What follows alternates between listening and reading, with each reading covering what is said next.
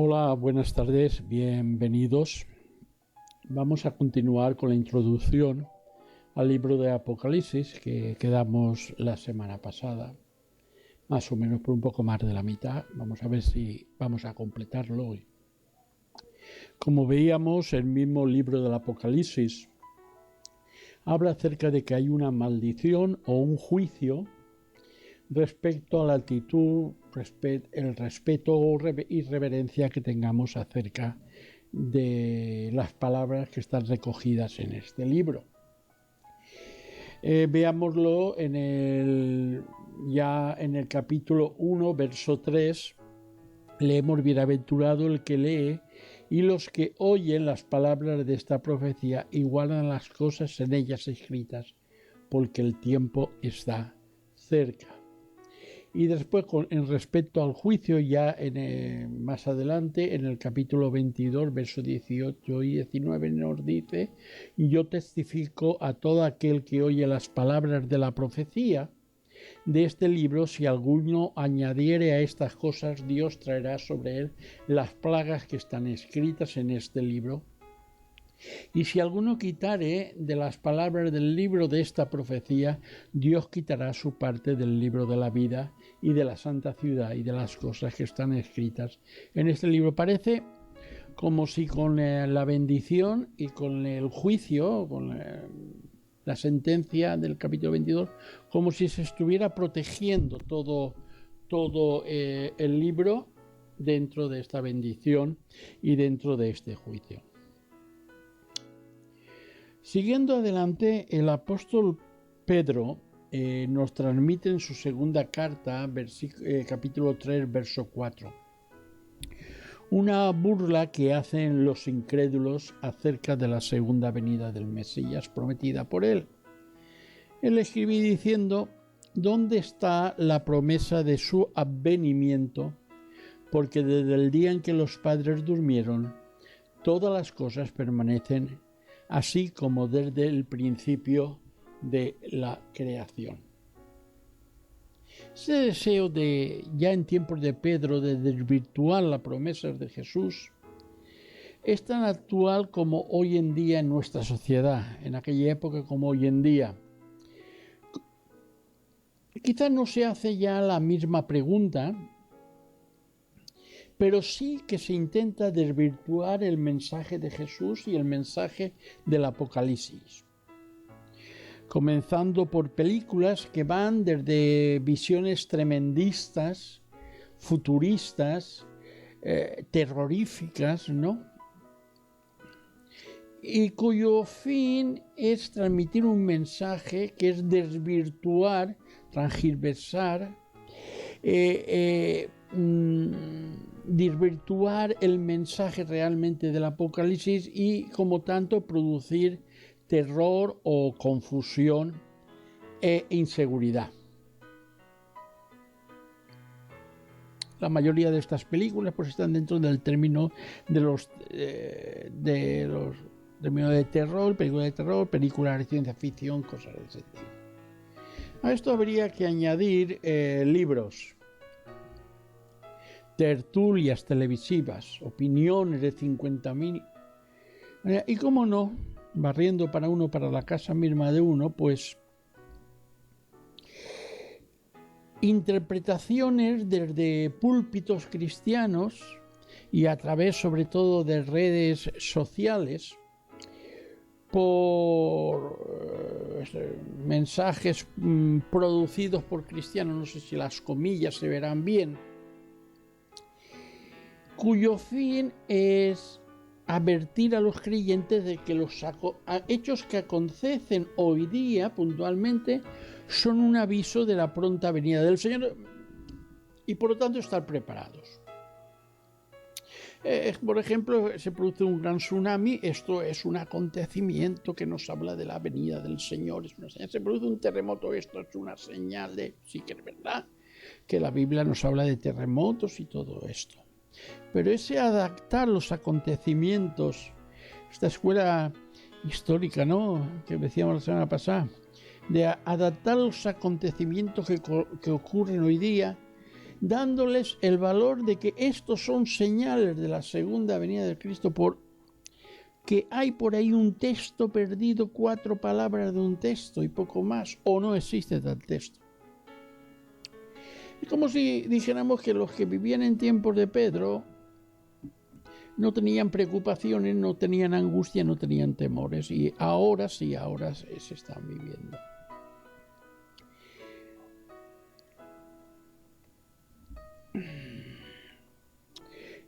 El resultado de todo esto es que trae zozobra entre los creyentes que no tienen una firmeza en la palabra de Dios.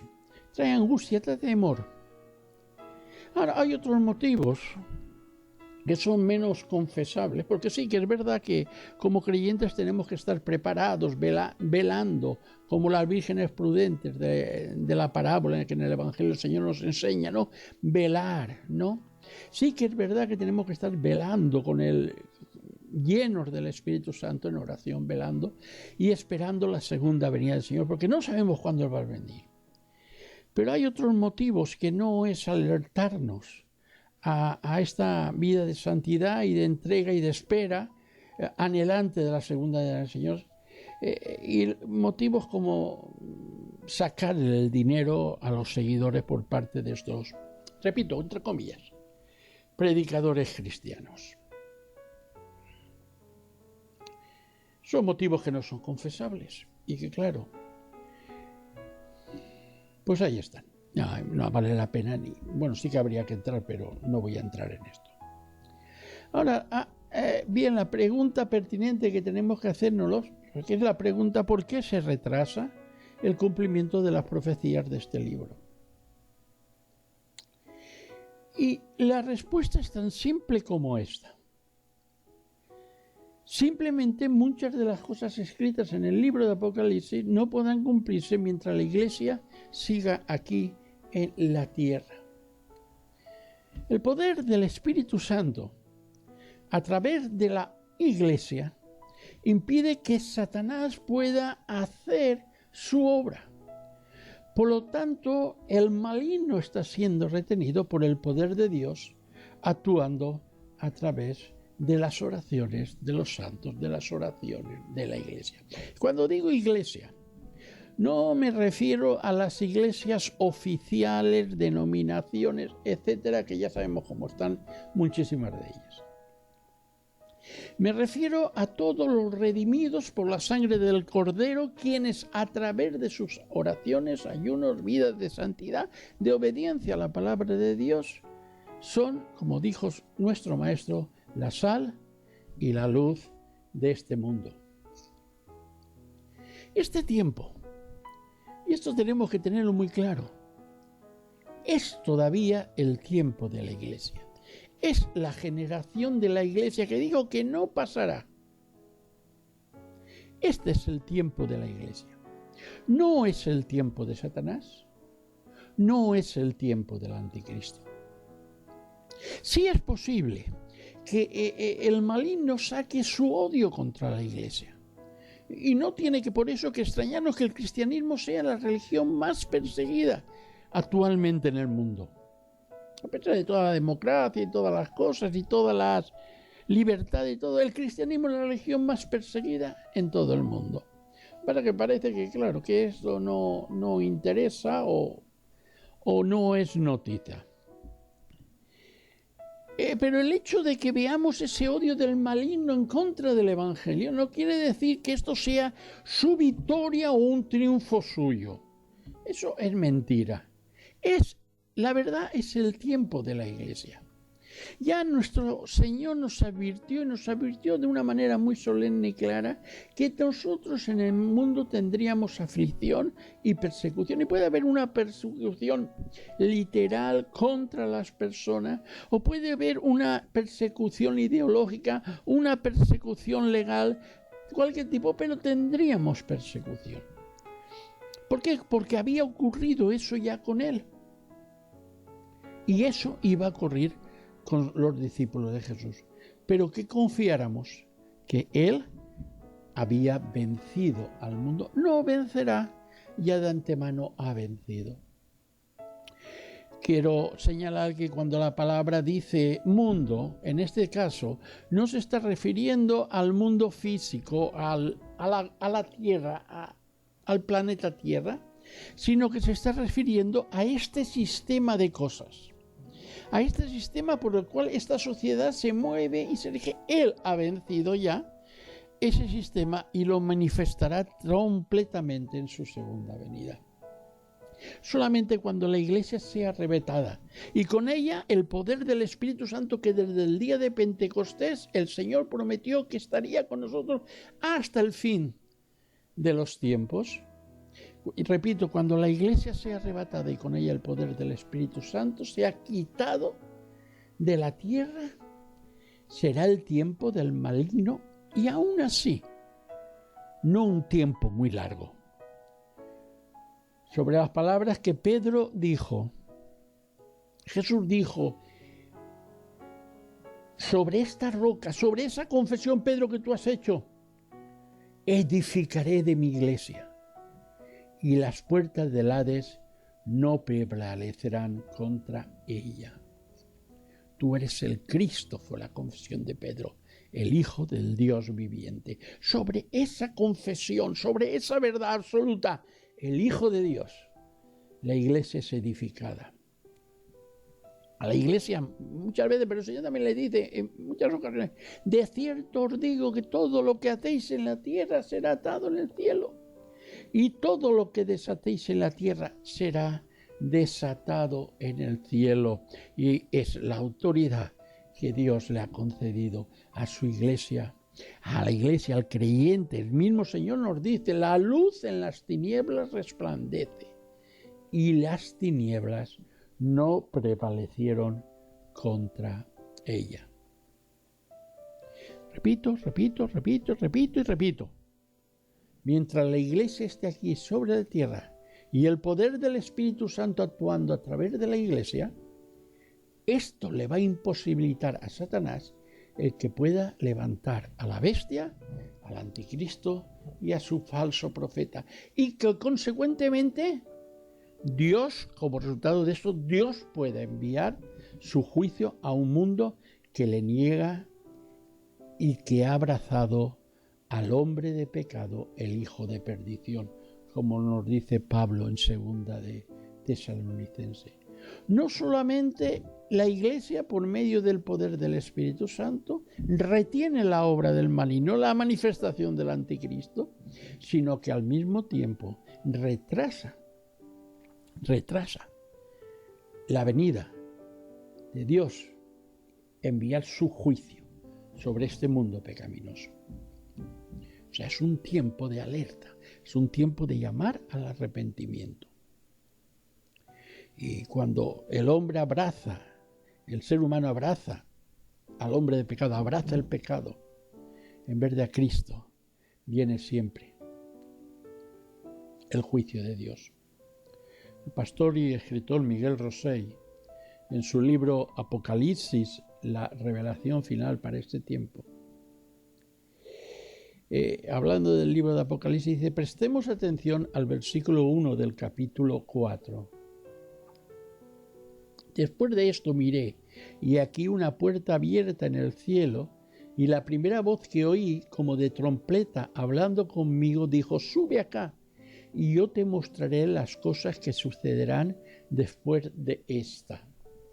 Debemos entender, sigue diciendo el hermano, por tanto, que cuando Juan es llamado y llevado al cielo, después de recibir instrucciones para las 7 iglesias, en el capítulo 2 y 3, que también identifican la actuación de la Iglesia de Cristo a través de estos más de 2000 años de historia eclesial, la Iglesia al final de su historia sube allá, al cielo, y es espectadora de las cosas que sucederán después de estas, o sea, después del capítulo 1, 2 y 3 del Apocalipsis. Es decir, de las cosas que ocurrirán justo después de su propia historia. Cuando la historia con el arrebatamiento, la historia de la iglesia acabe, es llevada para que contemple desde el cielo los acontecimientos que van a acontecer después de estas cosas. Acontecimientos que no podrían ponerse en marcha si la Iglesia hubiese permanecido todavía en la tierra. Quiero repetir que el diablo nunca podrá levantar. Que entendamos esto, que el diablo nunca podrá levantar a su hijo de perdición estando el poder del Espíritu Santo operando, y esto siempre es a través de su Iglesia. Pablo, en cuanto a ese acontecimiento, nos enseña a nosotros, escribiendo a los de Tesalónica, con respecto a la venida del Señor en gloria.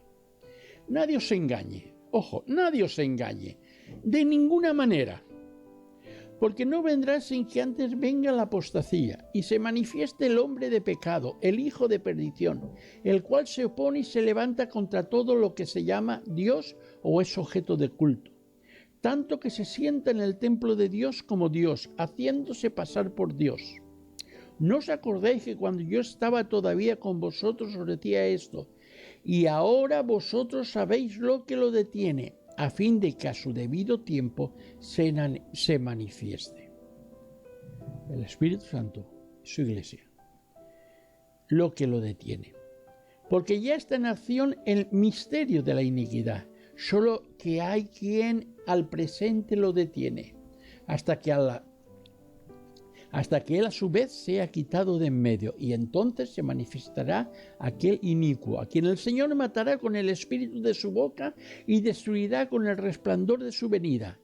Inicuo cuyo avenimiento es por obra de Satanás, con gran poder y señales y prodigios mentirosos, y con todo engaño de iniquidad para los que se pierden, por cuanto no recibieron el amor de la verdad para ser salvos. Eso está en 2 de Tesalonicenses 2, 3 al 10. Nosotros, los creyentes de Cristo, estamos aguardando la esperanza, la bienaventurada y la manifestación de nuestro gran Dios y Salvador Jesucristo. Tito 2:13. Y esa esperanza bienaventurada es la que se cumplirá cuando seamos transformados en un abrir y cerrar de ojos a la final trompeta. Cumpliéndose así las palabras proféticas expresadas por el apóstol Pablo. Leemos: tampoco queremos, hermanos, que ignoréis acerca de los que duermen, para que no os entristezcáis como los otros que no tienen esperanza, porque si creímos que Jesús murió y resucitó, así también traerá Dios con Jesús a los que durmieron con él.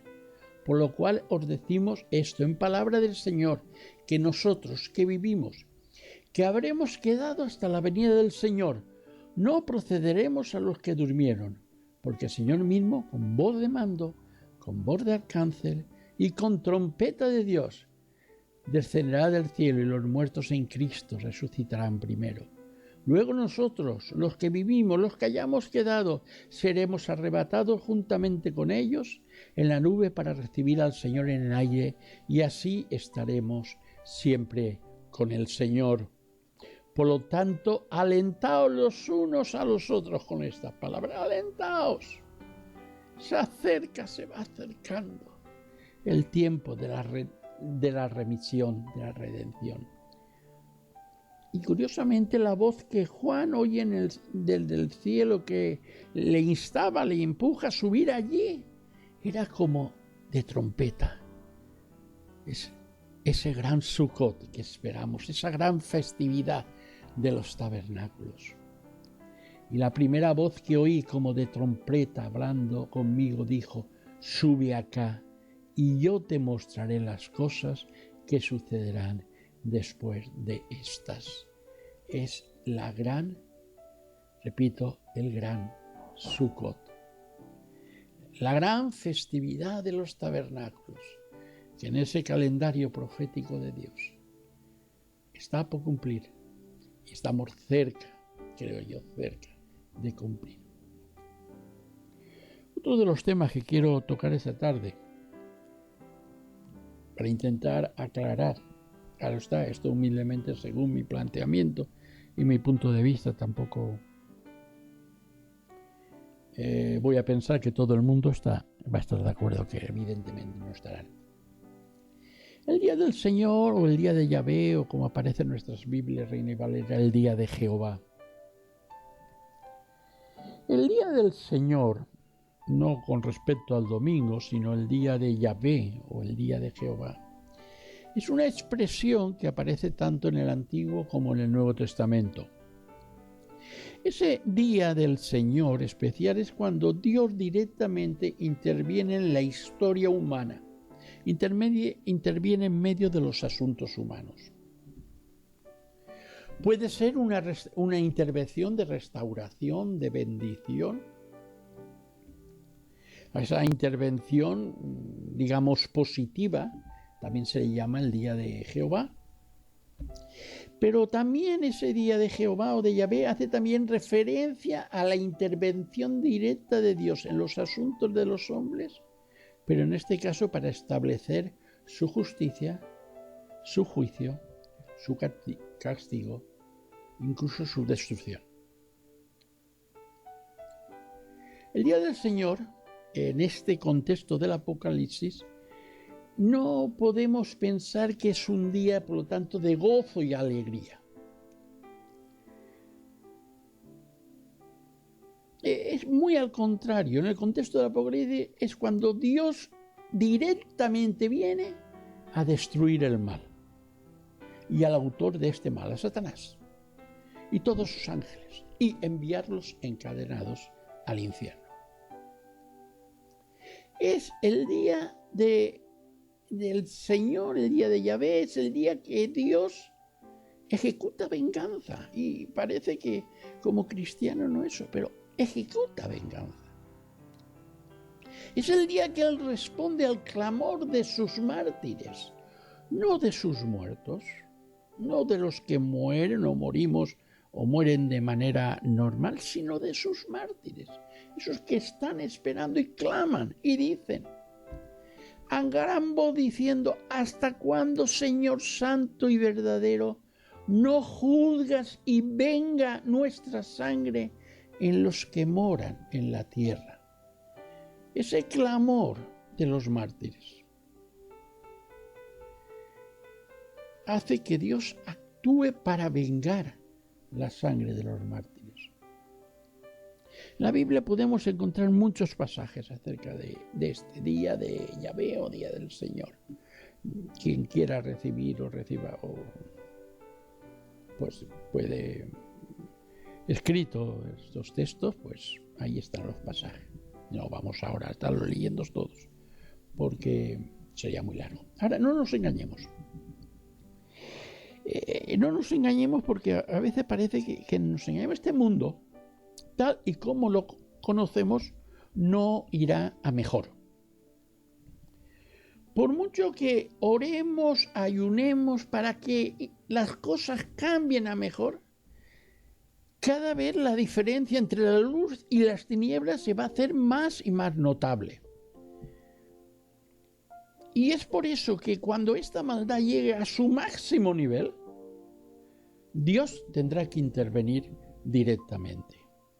Pero las cosas no van a cambiar. El ministerio de la iniquidad se nos dice que aumentará de día en día. Muchos desean que el día del Señor o el día de Jehová que sea un día de gozo, de alegría, de paz. Por aquello de este es el día que hizo el Señor, me gozaré y me alegraré en él. Pero por poner una guinda, el profeta Amós dice de parte de Dios: ay de los que desean el día de Jehová. ¿Para qué queréis ese día de Jehová? Será de tinieblas y no de luz, como el que huye de delante del león y se encuentra con el oso, o como si entrara en casa y apoyare su mano en la pared y le muerde una culebra. No será el día de Jehová tinieblas y no luz, que no tiene resplandor. Está en el libro de Amós, en el capítulo 5. Por lo tanto, el día del Señor es básicamente el tiempo del poder de Dios para hacer juicio en este mundo que le ha dado la espalda.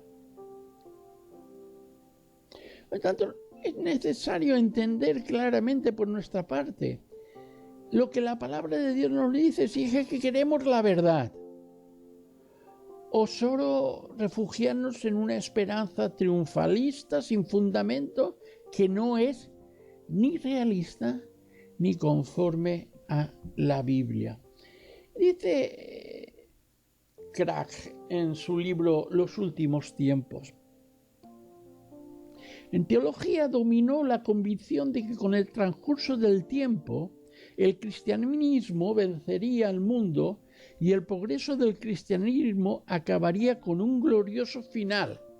El mundo entero llegaría a ser convertido y se establecería una iglesia cristiana universal.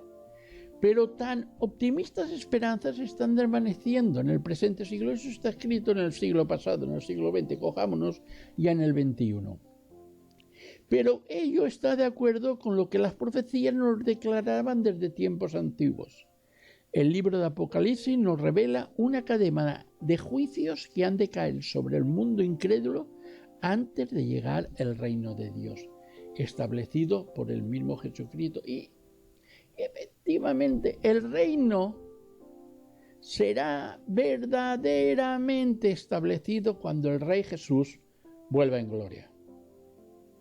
Hasta este mundo pasará por el azote, el engaño de la bestia, el anticristo, el falso profeta, según el Apocalipsis 13, y por una tribulación sin precedentes en la historia.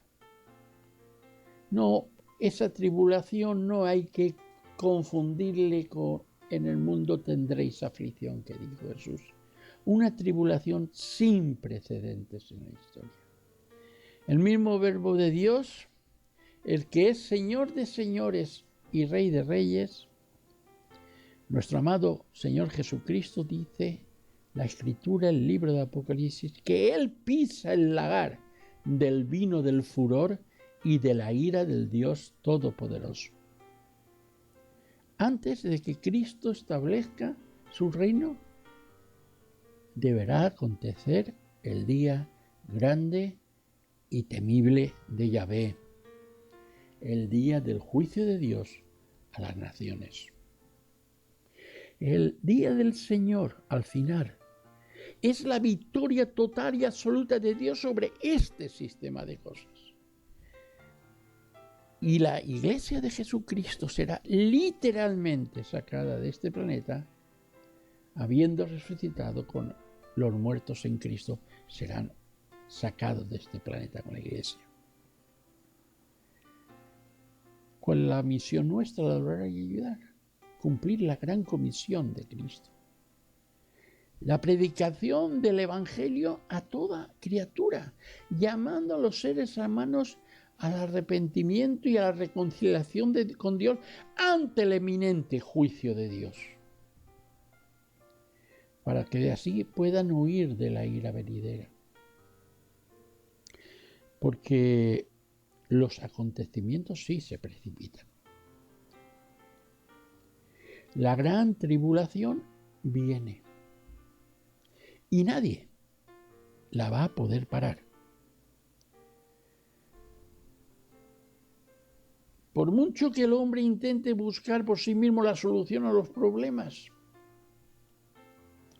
y a grandes preguntas espirituales, no las encuentra. No encuentra esa respuesta por él mismo. A estos problemas espirituales la Biblia le llama pecado y la consecuencia, según Romanos, es la muerte eterna. Nuestro deber, como hijos de Dios, como siervos de Dios, como personas que quieren vivir como las vírgenes aquellas prudentes de la palabra, esperando la venida del esposo, es alumbrar y orar para que esta generación vuelva su rostro hacia Dios y no caigan en la ira de Dios. Como un apéndice a este estudio, quiero buscar por aquí algo a ver si lo encuentro.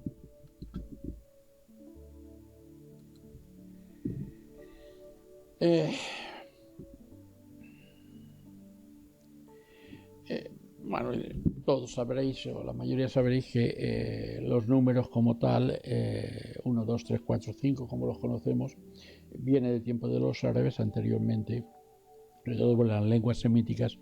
El número, el orden numeral estaba relacionado con las letras. Las letras tenían doble significado, la letra como letra y después como un número, ¿no? Esto lo conocemos en el latín, en griego, en hebreo.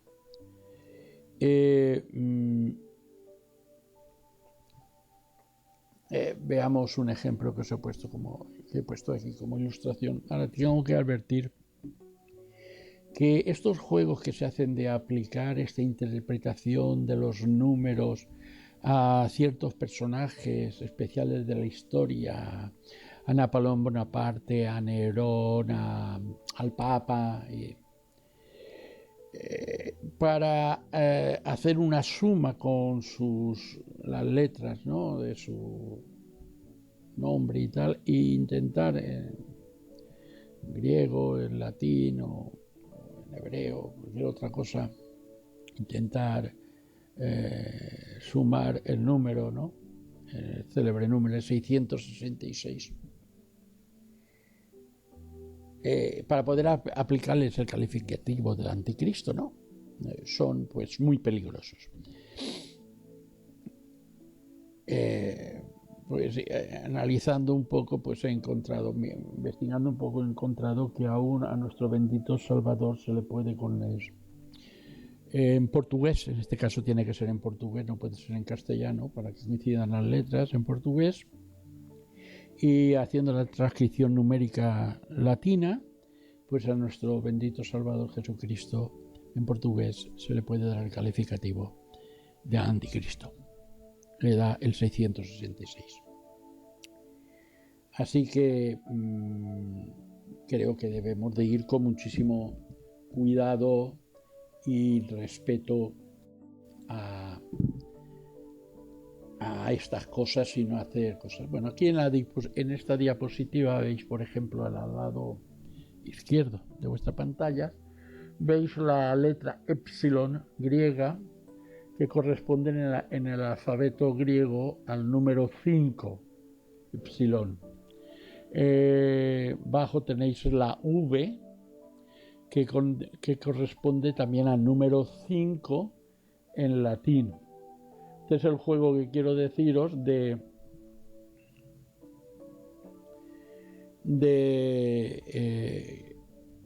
la letra, tiene un número. La tercera de abajo es la letra hebrea Hei, que corresponde al número 5 en hebreo bíblico, claro, estamos hablando ahora. Y aquí a la letra derecha, pues veis que con la combinación de 3 letras sacamos la cantidad numérica, pues le da el 666.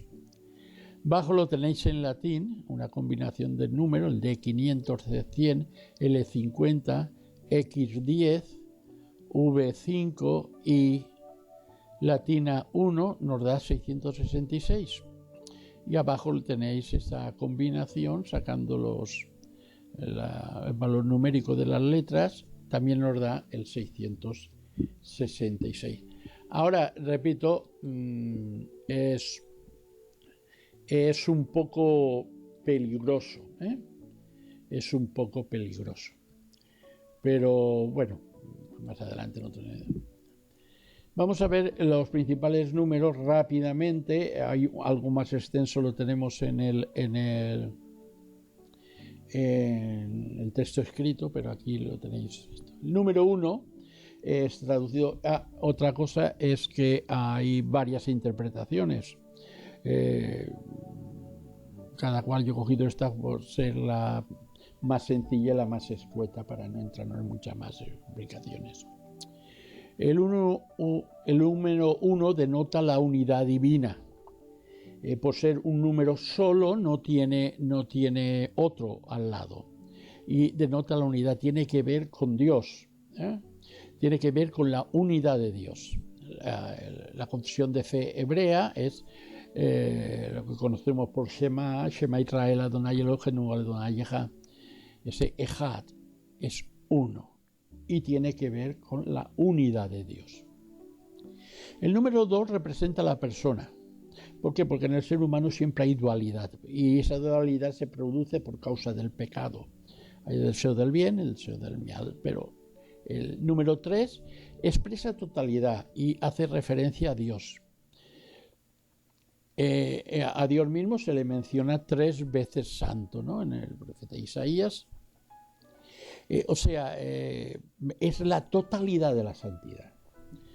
Todo el número 3 se refiere a la divinidad porque Él está completo en el mismo. El 4 es el número que representa la creación, al cosmos, al mundo, los 4 puntos cardinales y todo esto. Cuando el profeta Ezequiel, creo que dice que llama a los 4 vientos de la tierra, ¿no?, para que soplen sobre los huesos muertos. Bueno, pues hace referencia no a 4 vientos, sino a todos los vientos, ¿no? El 5 significa, unos cuantos, hace siempre referencia a una cantidad indefinida.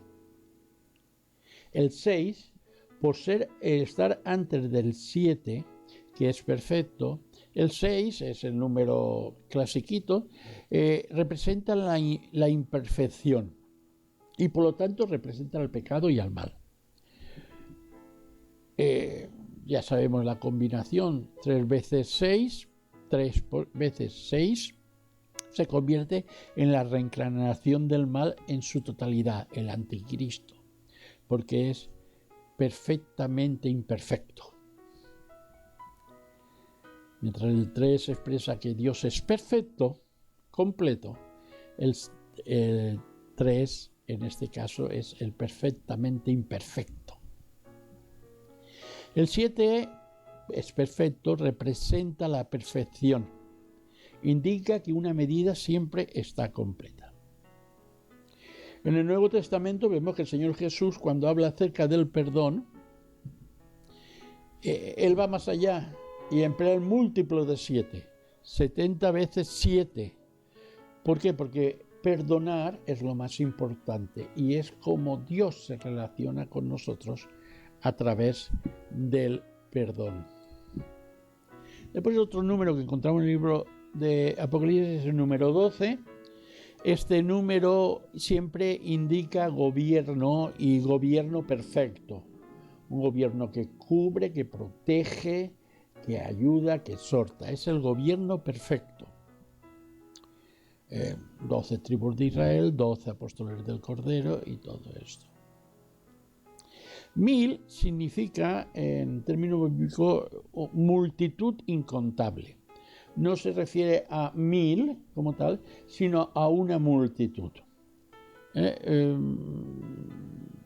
Y tenemos aquí ya después el siguiente número que se forma, o cantidad que se forma, que no es un número en sí, sino una cantidad que se forma, 144.000. Este es el múltiplo de 12 por 12 por 1000.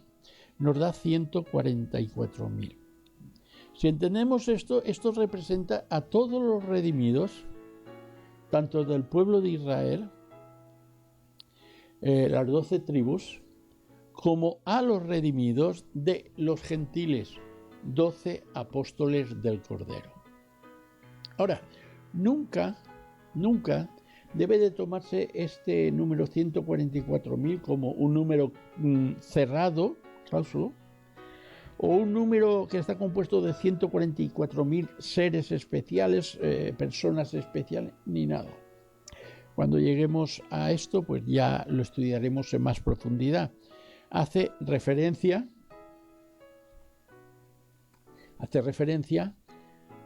al un número incontable de salvos.